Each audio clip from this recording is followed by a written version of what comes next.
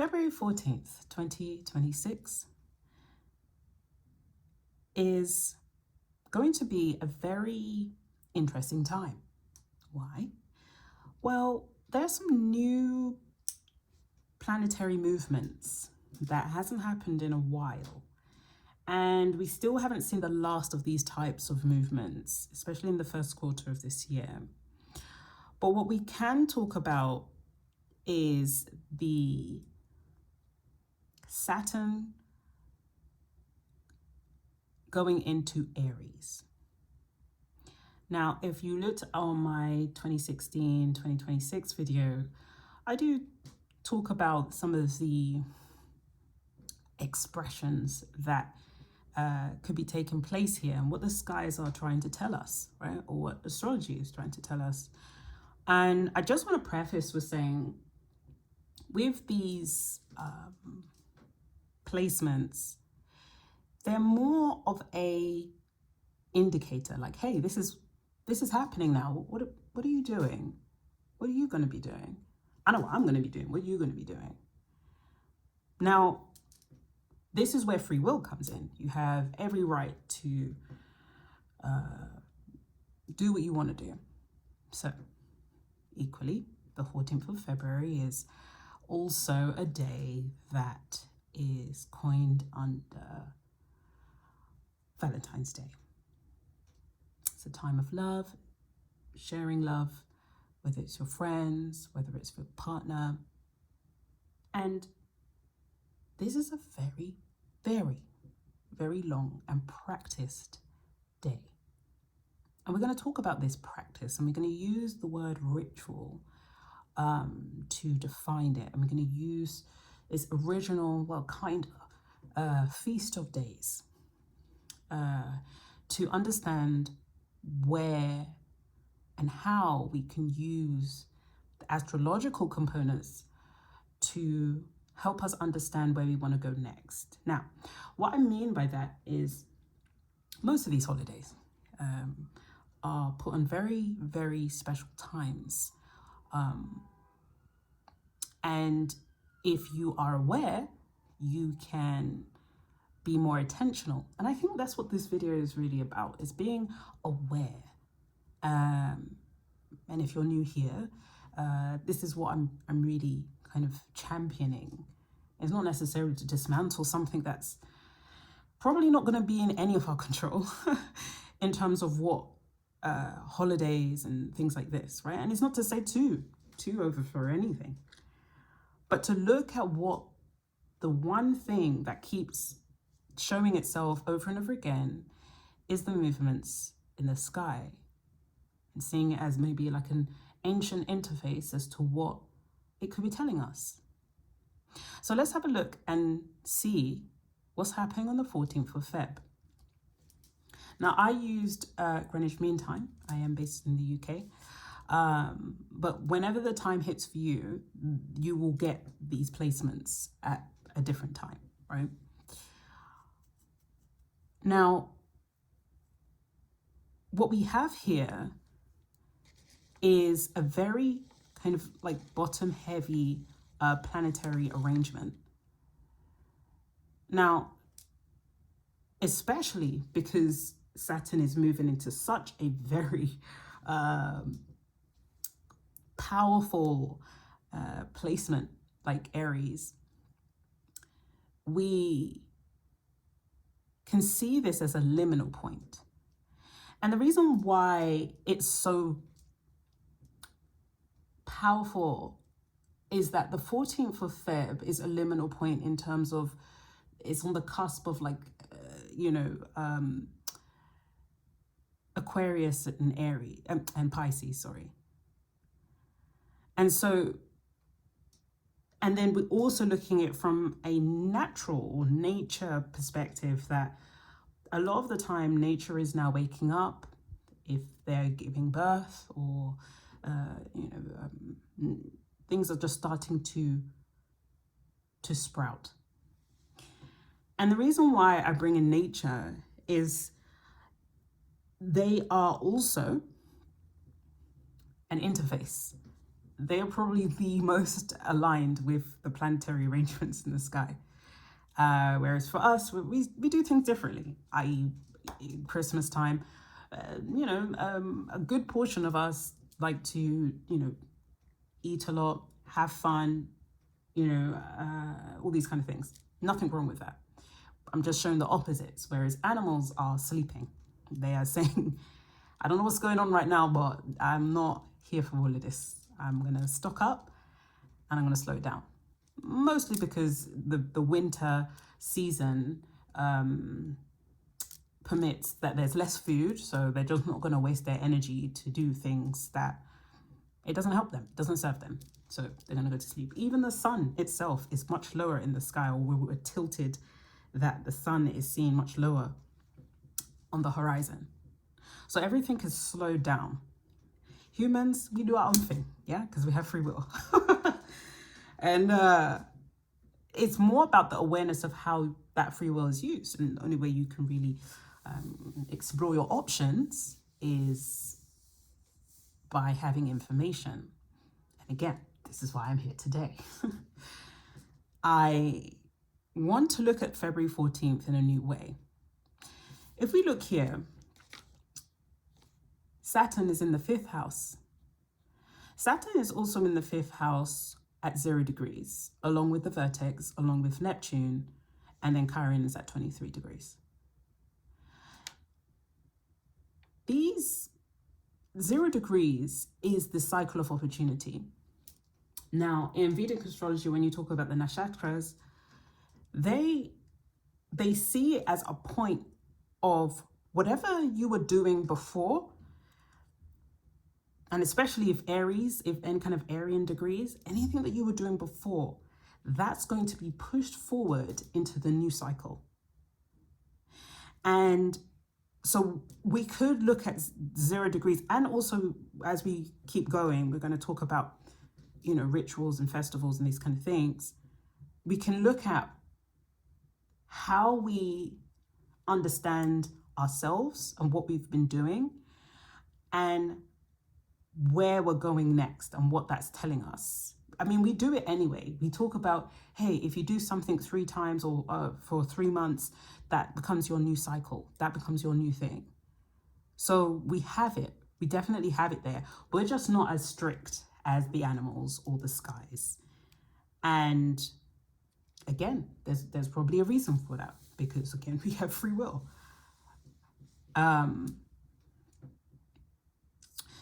This point is very water-based. Now, yes, we've got a lot of other placements that could suggest otherwise, but this area, and I've kind of symbolically shown that it's very water-heavy. And if we look at this from a symbolic point of view, and also astrologically as well, it's coming under the sign of Scorpio. Now, if we look at the 3 different types of water signs, you have Cancer, you have Scorpio, and you have Pisces. And they're all watery, they're all emotion, they're all intuitive, but they all carry it in a different way.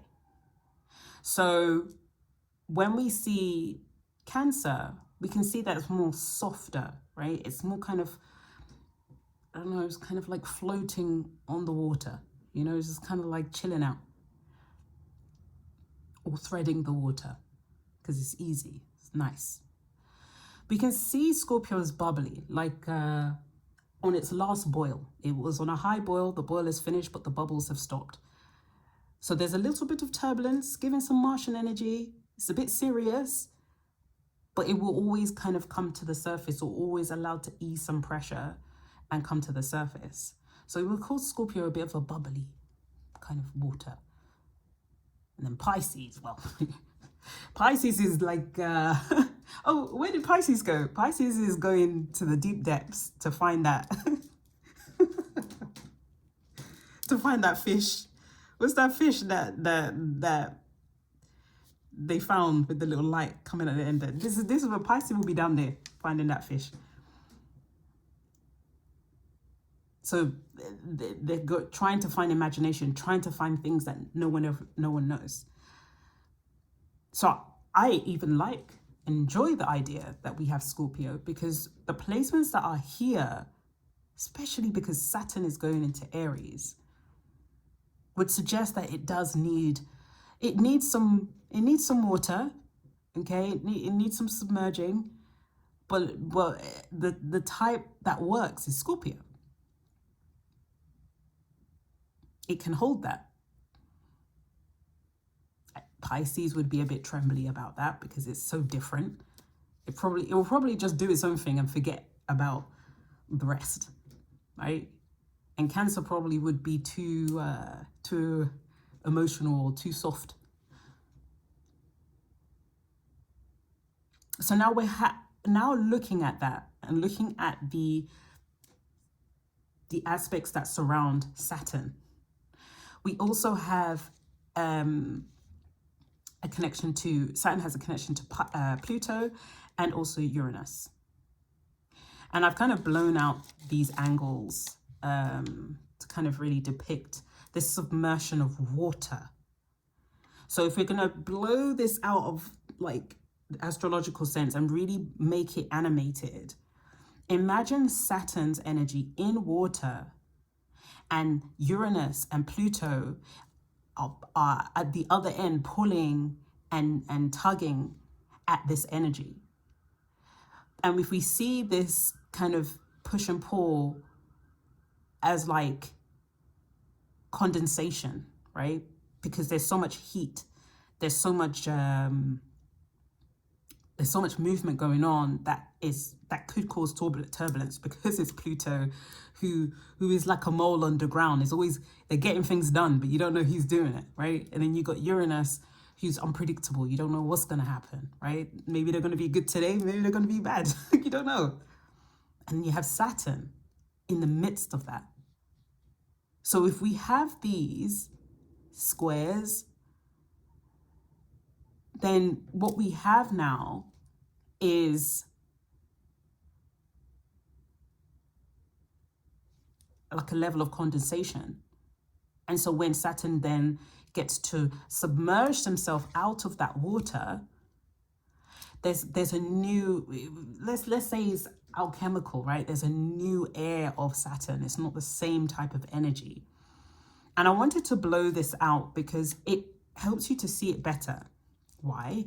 Because these two different angles are, if we can see them structurally and look at them symbolically, but yes, also structurally or astrologically as well, that above these two angles or these two structural forces, the first one here is Pluto, Saturn, Uranus. And then the second one, which is higher, has an opposition in a way, the Moon and Jupiter, which also softens the energy of this very kind of turbulent Pluto, turbulent Saturn, turbulent Uranus, and it softens everything. Because now you've got Jupiter and you've got the Moon. So it has a hierarchy. And the thing is, with Uranus being at the angle that it is in comparison to the rest, it shows not necessarily a hierarchy, but it shows a certain dominance over the whole, I guess, the story of what's happening on the 14th of Feb. So now, how do we place this in normal life? Like, what does that look like to us? And I think it would be good to understand, again, it's almost like these are all at 0 degrees at 100 hours and 12 minutes GMT time. And this moment is almost like preparation for the day, but it's protective. It's very protected. And so with this new initiative, people could be like, oh my gosh, we've got the Martian energy or like war energy going into Saturn, who likes a bit of, structure and regiment. Oh, maybe, yeah, there's a war. you know, there are some people that are saying these things, right? And I've said this before. There is a lot more in terms of war with our minds. And I say that very, very seriously. I think it's all too easy to look at our neighbors or whatever and not see the internal conflict in ourselves and what we are being aware of and what we are going into. Now, let's look at blowing this out. And I kind of tilted it ever so slightly, so it just, you're gonna see what I'm trying to do here, right? So let's look at this structurally. Let's look at it as they're two angular bodies, right? Let's say this is a canopy. Let's say this is a roof, right? And let's say this is all submerged underwater. I don't know why I dotted that, but let's just say this is a window, right? A cross section of a window. And let's say this is all submerged underwater, right? And we've got these points. We've got Pluto, Saturn, and Uranus all kind of pulling and tugging at the energy of Saturn, which is conjunct Uranus and the vertex. So something significant is happening in terms of the skies, in terms of what the interface is telling us, because the vertex is here. It's like, this is an important point, and we're going to go into something new. And so Saturn can't stay here for long. He has to come up for air. This tugging and pulling and tugging and pulling, it's going to come up for air. So in this submersion, it's going to come up, and Jupiter's going to allow this. The moon is going to allow this, because they're going to be like, hey, we just want to check if you're not going to do anything crazy. You know, Pluto and Uranus has been tugging at your hamstrings. You're tugging at your something. And I know you could be a little bit compressed and you could be a little bit flustered, but we just want to check before you submerge out of this. Well, how are you feeling right now? We're just checking it. Yeah, I'm good. So up it goes. And then it has this, so it's a softer energy. I'm looking at this from an alchemical perspective, because that's traditionally, this is how you understand the elements of the zodiac signs. And I think the more we can look at different ways of understanding the skies, or going back to other methods, right? Not just saying, okay, this is one square this one square that, but what does that mean? What does that mean for us in general? What does that mean for us in connection to nature?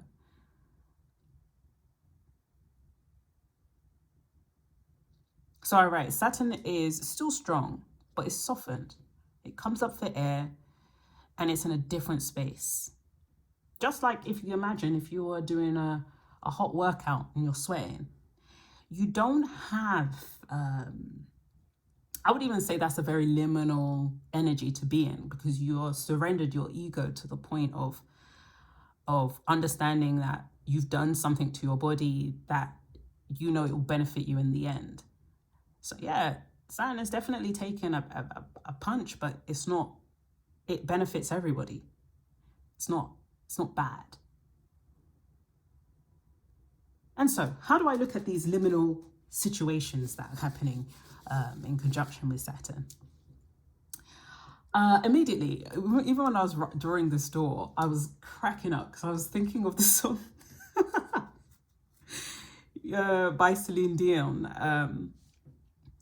And it's just like, I was like, look back before you leave my life. Don't leave my life. Be sure. Da, da, da, da, da, da. So be sure before you close that door. Be sure before you roll those dice. Think twice. Yeah? That's how I see 0 degrees. If you're going to go through that threshold, you're going to go through that door, just know everything that you're leaving behind, you either leave it with awareness that that's the end. And this is why it's so 14th of February, we know a lot of things happen that day. A lot of things happen, right?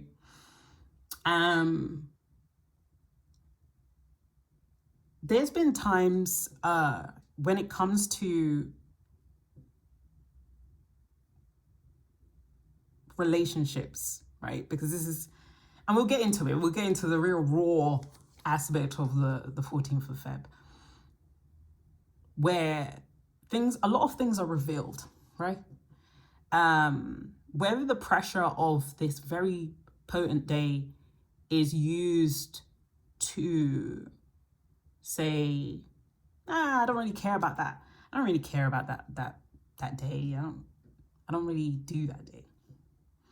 It shows a lot, because there's these days have been accepted from what, the 3rd century? Very long time. From the 3rd century to the 21st century, it's a very long time. And because of that, when someone says, I don't really celebrate Valentine's Day, or I don't really celebrate Christmas, and what they're saying is that I don't want to align myself with the rituals and the processes that is trying to call me right now. And that's great. This is awareness, right? This is awareness that you don't want to align to it, but then it's understanding the reason why. Some people avoid this because the person on the receiving end, and we're talking about this masculine, feminine energy later, but like, would see it as, if you do something on this day for the woman, right, it then shows that you care, or you are putting in life or investing in this occasion to celebrate the person that she would believe, or the feminine energy would believe that you like that person or you care for that person. So when someone says, I don't really care about that, it says more than just, I don't agree with this holiday, right? And it can be very revealing. Again, be sure before you close that door. I think I'm getting the lyrics right? Before you roll those dice, think twice. What are you doing? Now, some people can carry that energy in that loop of not feeling loved on that day, especially if that day means something to that person, or the woman, or the feminine. It's going to, there's going to be something ritualistic about that, just because of the nature of the day that is on. 0 marks the moment before a new condition is introduced. So it's looking at alternatives, right? Let's say if somebody says, hey, look, you agree with Valentine's, you want to be able to showcase yourself, and then let's say your partner says, it's not my thing. What are you doing in that time? Are you going to be okay with it? Are you at peace with it? Or does it frustrate you? That energy is something that will build up, and that's something that you can work through. Or you can just keep repeating the cycles of frustration, which regardless, it's still transactional energy.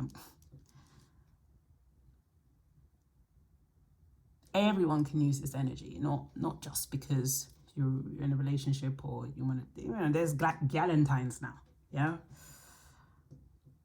You can have appreciation for your friends, you can have appreciation, but we're going to understand what this transference energy is, because I think, yes, in this traditional sense, the masculine and feminine, that's where it came from.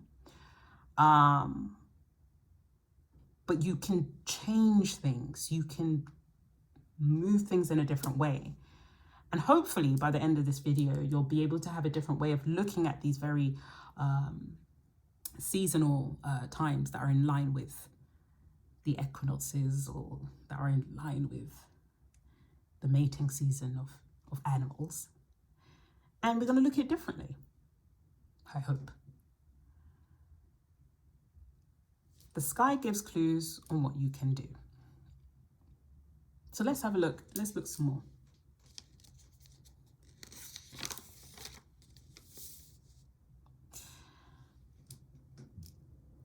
Ancient festivals, feast days, and modern festivals or holidays. Now, there was a time in the ancient days that everybody was having a fun time. Everyone was celebrating. There were what we'd call festivals all the time. And then then after a while, they were like, this is very impractical, okay? Work has to be done. I mean, we can't have a holiday every minute. And so they controlled this new way of doing things, whether it's through the church or through, at the time when we're thinking of it from a Western perspective, the Roman Empire, which I'm speaking on that because Valentine's Day is surrounded with that element in question. So they needed more refinement about how celebration was going to be done. Now, there was a popular trend. I'm going to call it trend. I call it the overlay trend, but there was a popular trend where if you had more of a alternative perspective or alternative holiday, the early Christians would have a holiday right next to it. And even we'll see that even today. There will be a holiday that's either the holidays are so merged together that even the Christian holiday and whether it's pagan, whatever, let's just call them pagan holidays, are merged so much that you can't even see the difference. But some people just, I guess, don't want to see this. Someone don't want to see it, right? If they had the opportunity to. And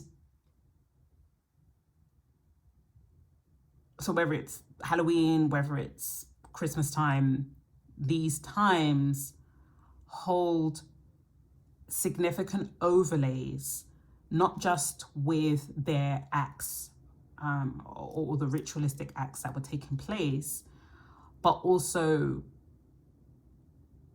the undertone, right? So you had Lupercalia, right, which was on the 15th of Feb. And this was a festival of purification and fertility. Now, what do you mean by purification? What does that entail? Now, the purification ritual was I guess this idea of Romulus and Remus, the beginning of the Roman Empire, the beginning of that land. The idea was to make sacrifices with animals, right? So it had to be a goat or it had to be a dog. Now, upon doing that process, they would then proceed to use the goat skin to touch the women to ensure purification. So this is more ritualistic magic. This is more, we're looking at, this is something that people did across the world, okay? And this was to encourage fertility. Why? What? How does that even work? Now, even if we look at voodoo traditions, just, whatever, the idea of the goat, the idea of the dog, these are very intelligent individuals. And again, if you've stayed here long enough, you know that I touch on these things, okay? And because of my understanding already, when I'm seeing the overlay with ritualistic or borrowing of rituals or enhancing them and creating them to be your own, you can see this in this tradition of Lupercalia. Now, once that skin has been touched onto a woman, because a woman is seen as a portal or a door or a 0 degree, it's kind of then symbolically saying, hey, we want our land to have healthy children. We want our land to grow and be prosperous. And we're going to do this every day on the 15th of Feb to ensure that our land is blessed. And we are going to use this particular day because this is the day that animals are either with child or about to have their child. And because I think is about to have their child. So when they have their child, that energy is used, or that fertility energy is used, because animals are very, they will be fertile in exact points of the year. Not like us, where we're just here, there. Animals are very orderly and like they have mating seasons. And so because this was a season for them, or of fertility for them, that meant that the idea was to transfer the energy of fertility from the animal to transfer onto the woman, who is the portal, right? And so that would bless the land. And you think, why? Why just the women, right? But they represent Venus, they represent Neptune. They are the feminine energy that brings forth life. So that's how they kind of was looking at it. And I guess Roman cosmology was very much about looking at animals in a very symbolic and spiritual and ritualistic way. And even other cultures, they look at the goat and they look at the dog, the lamb. They look at these animals as very sacred animals, okay, very intelligent animals. So should you do these sacrifices wrong, okay, it's not going to end well, right? And across time, no one is saying anything different about that.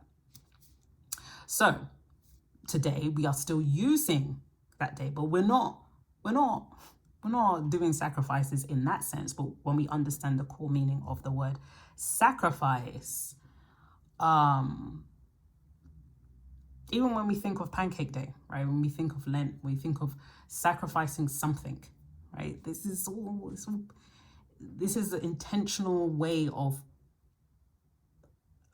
moving from one thing to the next. But what does that mean for you? Because someone could say, hey, you're gonna do Lent, right? Or you're gonna do whatever, right? And you're doing it because it's culturally relevant, right, to do, and it feels good.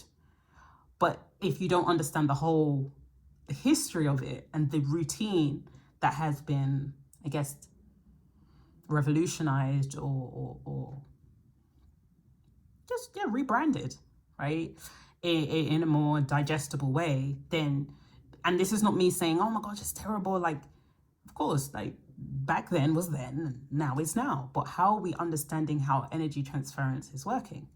How are we understanding Valentine's Day? Even from an astrological perspective, it's saying, hey, this is a liminal period, guys. What are you doing?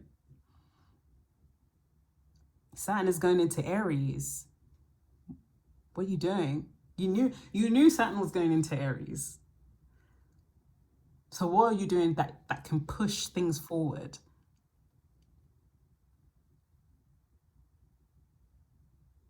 So on the other side, the early Christians had Valentines. Now, Valentines wasn't one person. It was like an umbrella for the people that died in the name of Christianity. And sometimes I want to say this is set in stone, but I like the concept, so I'm going to use it. You can do further research, right? But there was an idea that because marriage wasn't seen as something that the Roman empires were pushing forward, and actually you could get persecuted for doing so, that there was this idea, again, this is just speculation, but I like it because it goes in line with the Valentine's initiative and love and matrimony and that kind of stuff. But just to preface, that these people were, or these saints were either like they got caught getting people together or getting people to marry, and they were persecuted, or they were getting persecuted for other things that went outside of the laws of the land. So already you can see where early Christians and the Roman Empire, you can see the friction already. You can see that there were some things that weren't working, whereas now you can see like a merging of cultures or a merging of ideologies, and hence why we celebrate the days that we do celebrate, and some of these procedures, like even Easter, where we're drinking the blood and we're drinking the flesh and all that kind of stuff, like all of that is an embodiment of the two, right? So when we think of the Valentine's Day in terms of the early Christian concept, they called this the Feast of Days. And I said, oh, it's a festival. And it's a remembrance day. And we still have those. We still have remembrance days. But their day was more like remembering those that have fought for the name of Christianity, and allowing that time to observe and to understand what next, to understand and appreciate, right? There's all these kind of reflection moments. And this, because this is concentrated awareness or concentrated focus on a particular idea, this then becomes very powerful, because then they do it yearly. And then even when we're looking at in modern day, right, where we have festivals, in a more secular sense, we're looking at it from we can still look at it from a ritualistic perspective, right? Because when we're looking at early Christians, their process was to remember them, to maybe speak on them, or speak about what they're trying to advocate in terms of humanity, in terms of God, and then they will have something to eat afterwards, naturally, and celebrate those that have passed, right? So this idea of maybe sacrifice, because I've put here a typical ritual is sacrifice, timing, touch, and belief. And we do sacrifice, well, we do rituals every day. Yeah, whether it's the mundane of brushing our teeth or having a wash, we do rituals every day. Some of us more, it's more memorable than others, right? Less mundane than others. And so if we look at understanding the two different concepts, where the early Christians believed that you could divine force or the divine energy is only used through Jesus Christ, whereas the Roman cosmology or ideology was more about divine force moving through animals, bodies, and the equinox. So you can see there that their beliefs, I'm not here to say who's right and who's wrong, because everyone is mixing up ideas anyway, right? But it's more about who thinks their control is more efficient, right? And so when you had Lupercalia, the Feast of Purification and Fertility, the idea was, yes, the goat skin touching on women, that women were more than happy to, apparently more than happy to participate in, would bless the women and bless the land. And their understanding was that energy transference is through everything. And so now what we have in its present day, when we're talking about Valentine's, aside from festivals in general, okay, because we know as a culture, we do up festivals big.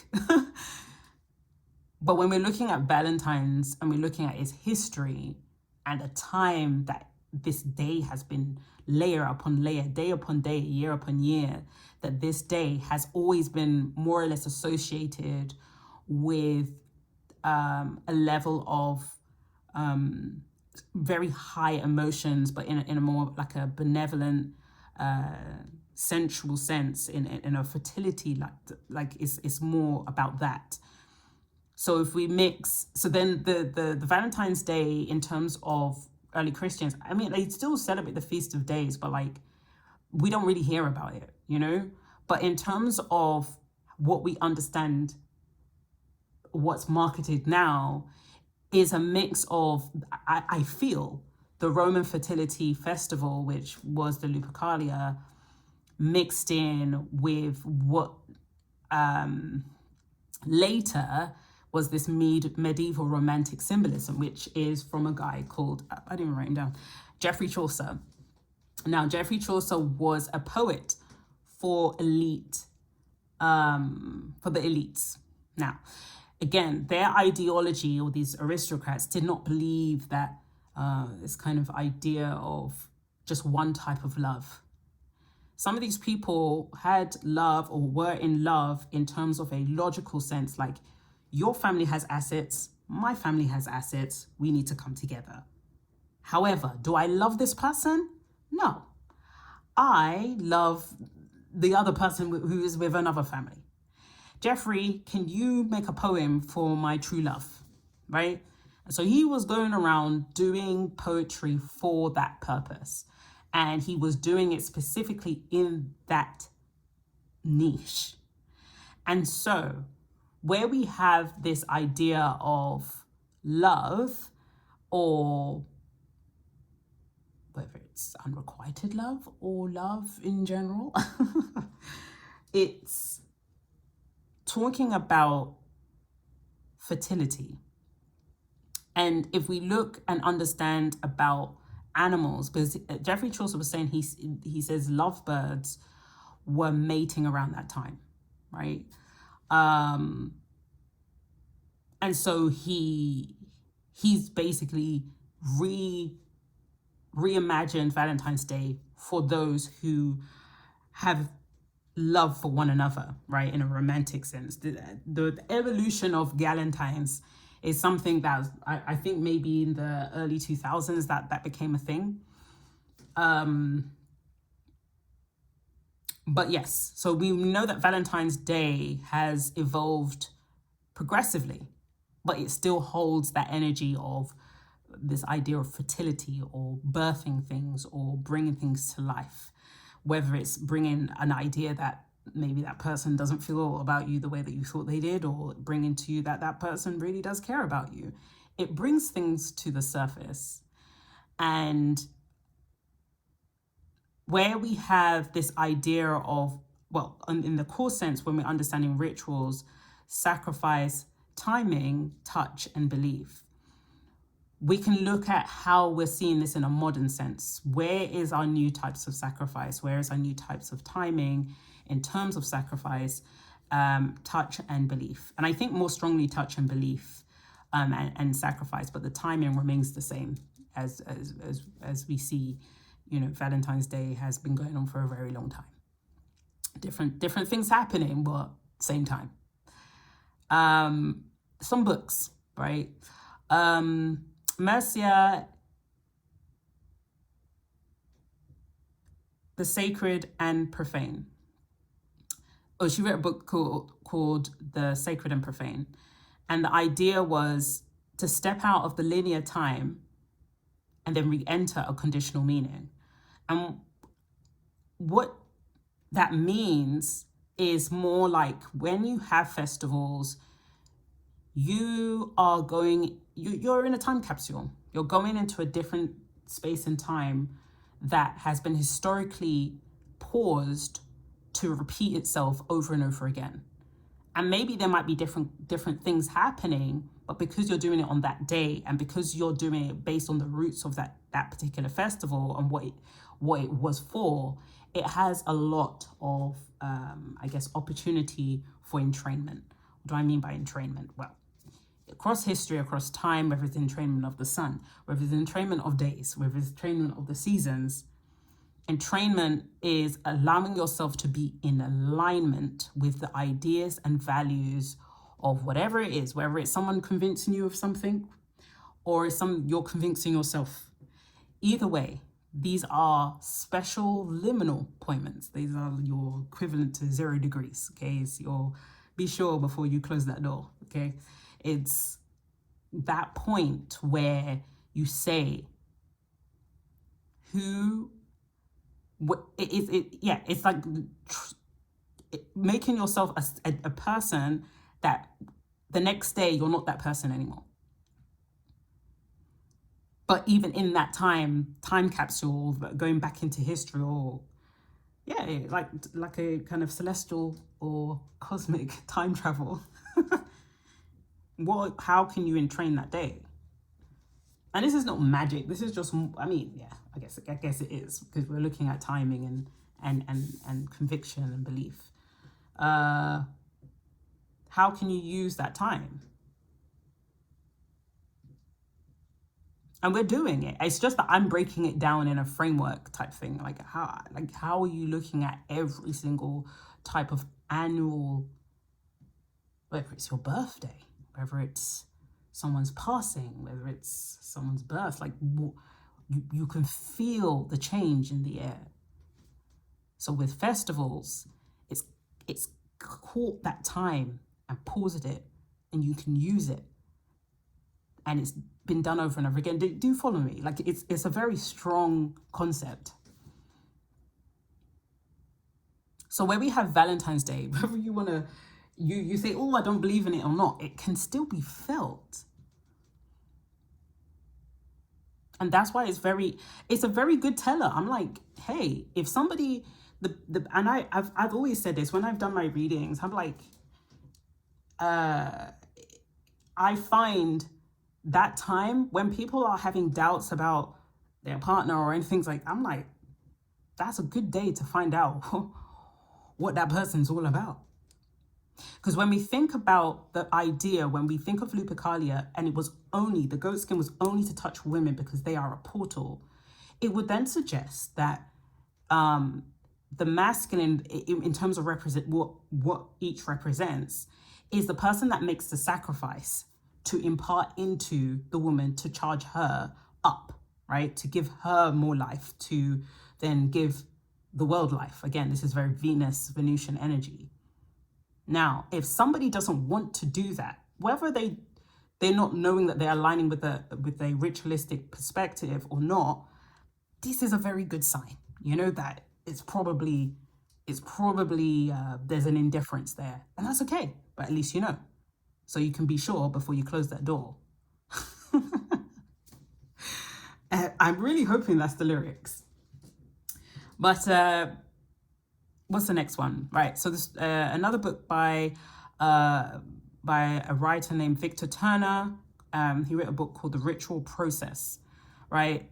He speaks about liminal states, temporary suspension of normal roles. So he's saying the same thing as the other writer. This idea of these liminal moments and this temporary, like who you are, like your normal day to day. Yeah, you're doing something different. So hopefully when you are going to a festival or doing anything of that kind, especially if you're doing it annually, like maybe see it differently. Maybe see it as a way as an entrainment. And then closely, especially when we're talking about Valentine's Day, we can look at this in a way of like, are you using that energy to think of lack, or are you thinking of it of abundance?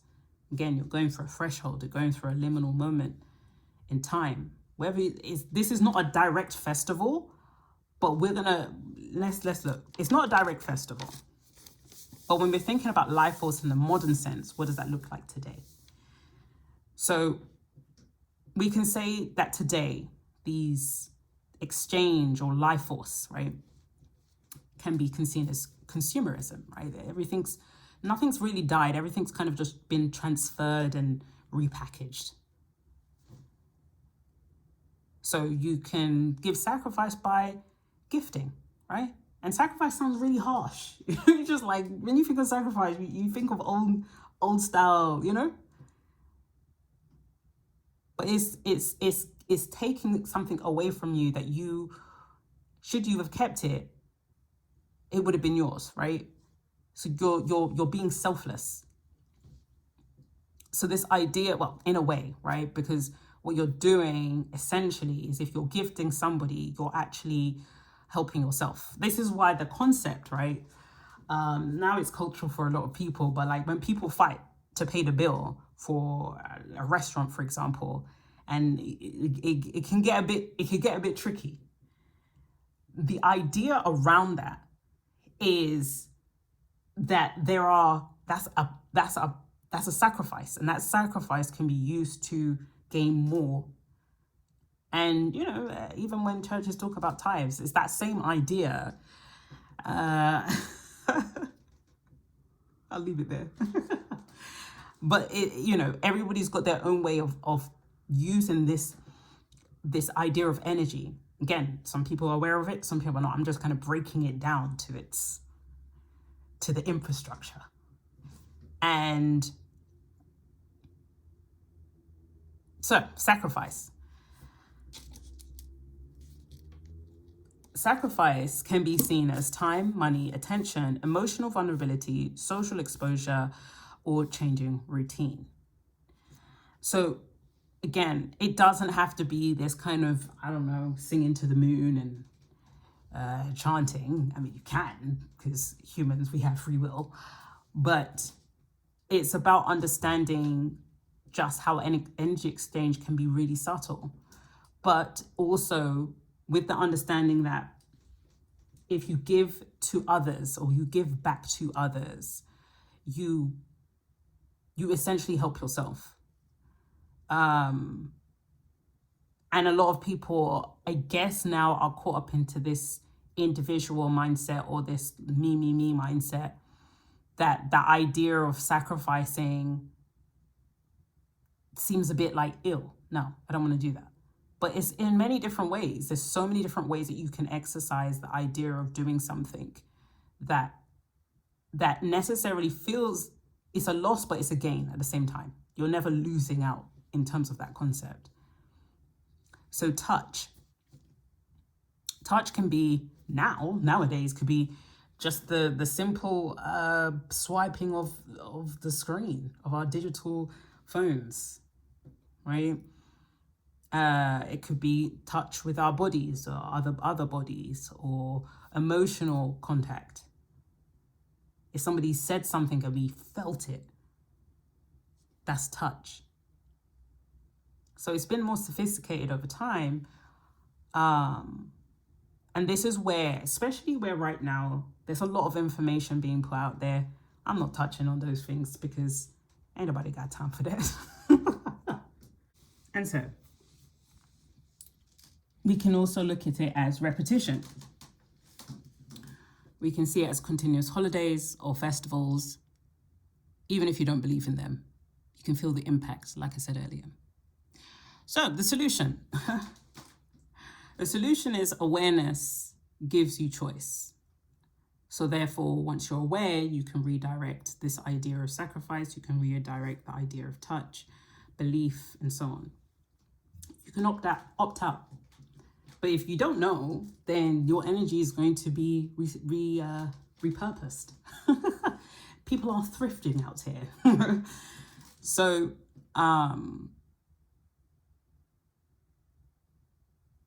I felt Valentine's Day was just going to be a perfect moment to really hone in on what astrologically is telling us, but also what we're telling ourselves about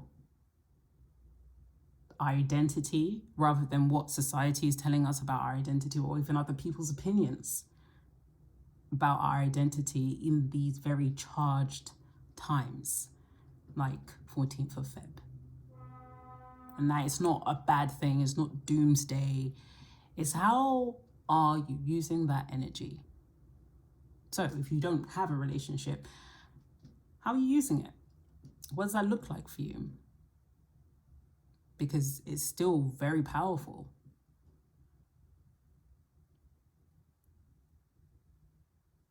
So now, if we look at life force transfer, when we talk about the timing, when we look at mid-Feb, goats are pregnant or giving birth.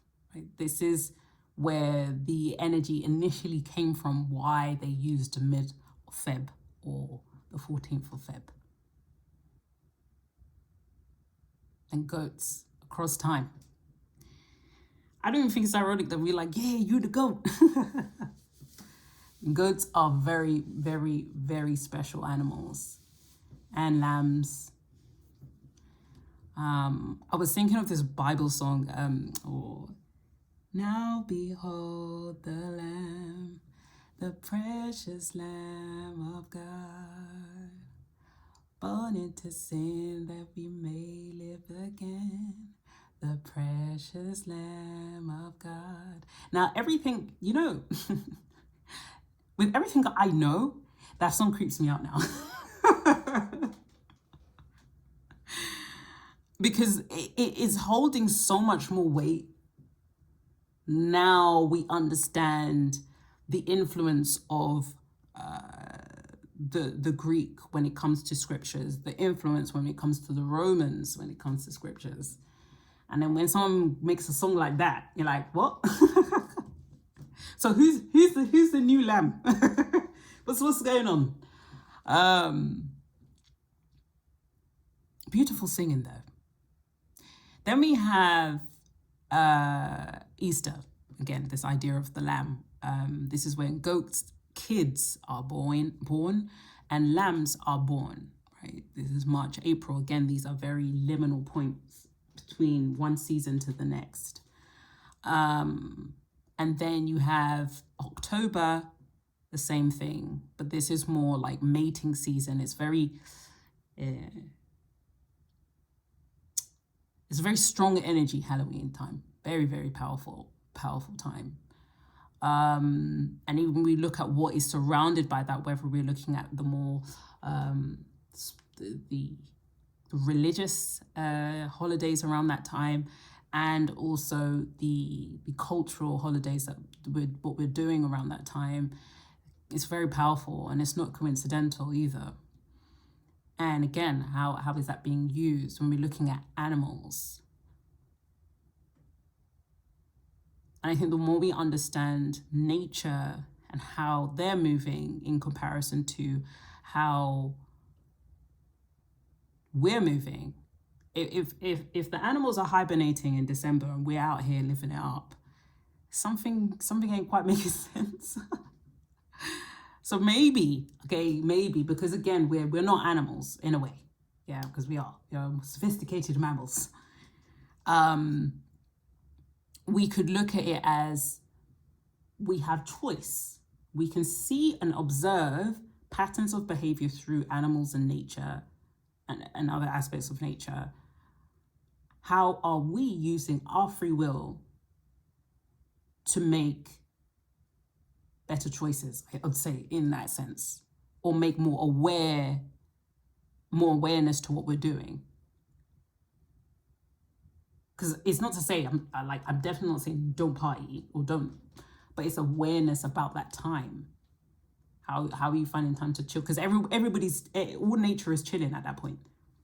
Even the trees, they're like, yeah, we've reset. We come back to life later on. And so I feel, my theory, right, is if your mental state is in a calm place by December, come February 14th, at this liminal period, even through constellations, that we can say there will be more calm then than there would be anxiety or panic. Whether it's panic to say that, maybe it's another year and you're single, or maybe it's another time that something else is happening that you're dissatisfied with when it comes to, I don't know, relationships, just because it's Valentine's Day.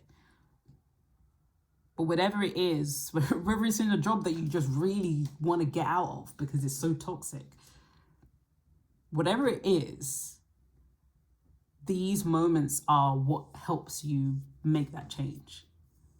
And makes you, whether it's you're more stable in your thought process, And I think it's more about your emotions. I think we stick with that. Where's your emotional stability, and how is your life force being carried? Is it being thrifted and gifted? Or are you using it for your own devices? And so lastly, Christmas, animals are pregnant or hibernating and life is hidden. And I think I've kind of referred to that. So I will leave you with that. And as they say in Star Wars, may the life force be with you. Take care, guys. See you in the next one.